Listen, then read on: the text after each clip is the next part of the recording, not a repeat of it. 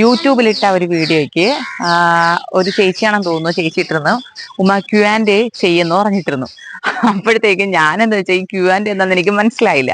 അപ്പൊ ഞാൻ ആദ്യമേ ഈ സോഷ്യൽ മീഡിയ ഞാൻ ഒരു റീലിന് വേണ്ടിയിട്ട് പോലും ടൈം സ്പെൻഡ് ചെയ്യുന്ന ആളല്ലായിരുന്നു. കാരണം എനിക്ക് സമയം കിട്ടാറില്ല. അപ്പൊ ഞാൻ അങ്ങനെ റീലോ സോഷ്യൽ മീഡിയ അങ്ങനെ ആക്റ്റീവ് ആയിരുന്നില്ല. അപ്പൊ ഞാൻ എന്ത് ചെയ്യുന്ന വെച്ചാല് മക്കൾ ഇവിടെ നിന്നില്ലേ, എന്നോട് Q&A ചെയ്യാൻ പറഞ്ഞപ്പോ ഞാൻ എന്ത് ചെയ്തു, ഇത് എന്താണ് സാധനം എന്ന് അറിയാനായിട്ട് യൂട്യൂബിൽ കയറി നോക്കിയപ്പോഴാണ് എനിക്ക് മനസ്സിലായത് ക്വസ്റ്റ്യൻ ആൻഡ് ആൻസർ ആണ്. അത് കഴിഞ്ഞപ്പോഴും അടുത്ത തമാശ, നമ്മുടെ വെട്ടത്തില് ദിലീപ് ഏട്ടൻ ചോദിക്കുമ്പോൾ ആര് തളവും, സാറ് തളവോ ഞാൻ തളവോ എന്ന് ചോദിക്കുകയാണ്. ഇതിൽ ആര് ക്വസ്റ്റ്യൻ ചോദിക്കും ആര് ആൻസർ പറയുന്നുള്ള കാര്യം എനിക്കറിയില്ല.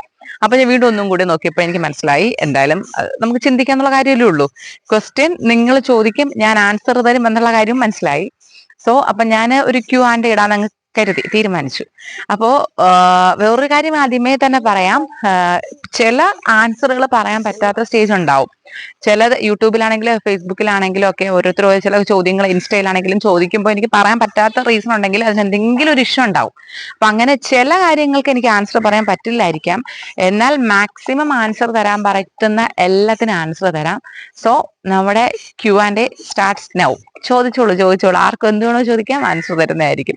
അത് ഓരോ പാർട്ട് പറയാം. എന്തായാലും അമ്മ റിലേറ്റ് ചെയ്ത് ഒരു 150 ക്വസ്റ്റ്യൻസ് ഉണ്ടാവും, അത് ഉറപ്പാണ്.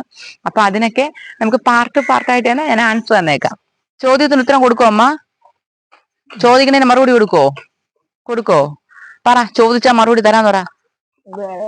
എന്താ പറ, ചോദിച്ചാ മറുപടി തരാന്ന് പറ. ചോദിക്കുമ്പോ മറുപടി തരാന്ന് പറ.